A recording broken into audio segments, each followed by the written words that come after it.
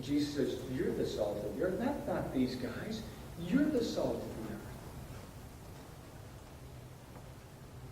But if the salt loses its flavor, how shall it be re-seasoned, we could say, seasoned?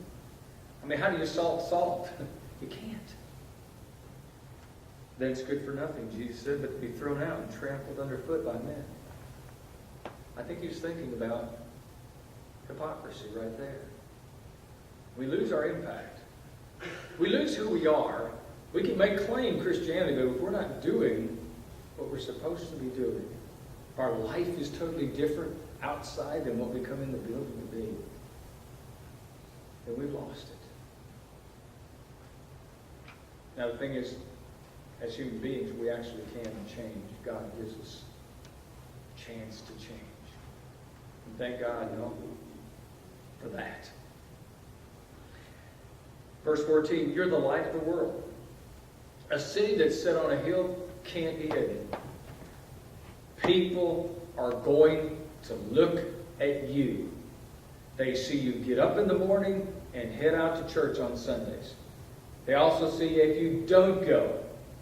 And at 10:30 or 11 o'clock, you head out and you're starting to do other things. Maybe you don't feel guilty of it, but if I did that, I would.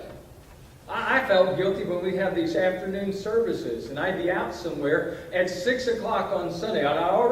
We had 2 church services, and I'm going to do something else, and I run into somebody. And I go, uh-oh. We had 2, and I feel like I've got to explain myself. I'm not skipping. I want to know I still believe. Now, there are other things, though, really, they could catch me on, that I do mess up on. Fact is, we can't hide who we are if we really begin that role as Christians. Nor do men light their lamp, Jesus says, and then put it under a basket. That doesn't make sense. You're going to turn the light on and cover it up with a box? No. It's not the purpose of it. Get an idea of purpose. And then he says in verse 16, here's the purpose of doing all these things. Let your light so shine before men that they may see your good works and glorify your Father which is in heaven. Sometimes I wrestle with just compliments. When people come up and say, oh, that was very nice. Thank you. You're kind.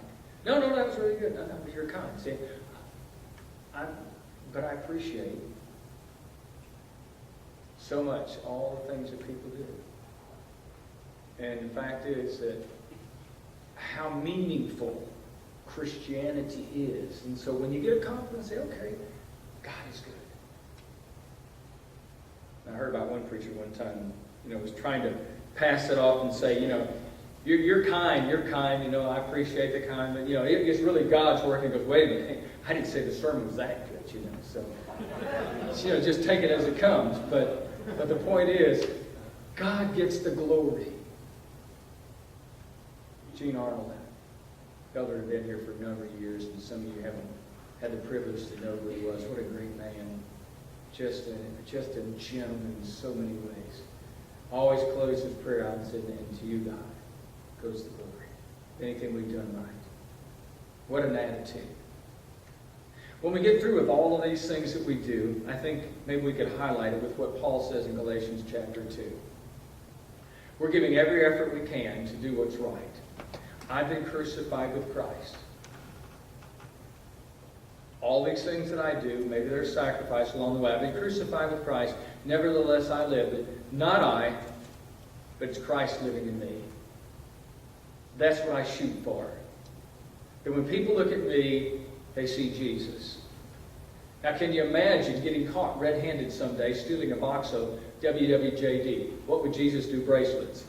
Kind of incongruent, isn't it? What would he do? He wouldn't steal the box of bracelets. Just doesn't fit. Jesus made points of ridiculousness sometimes in talking about how uncomfortable, how out of sorts Christianity can get to without us thinking, until we realize the purpose is giving God the glory. And remember that. He'll use us, you bet.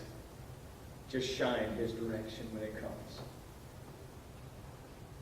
We're glad you're here tonight. If your life isn't right with God, we certainly want to help, whatever way it is, to get it right. You need prayers.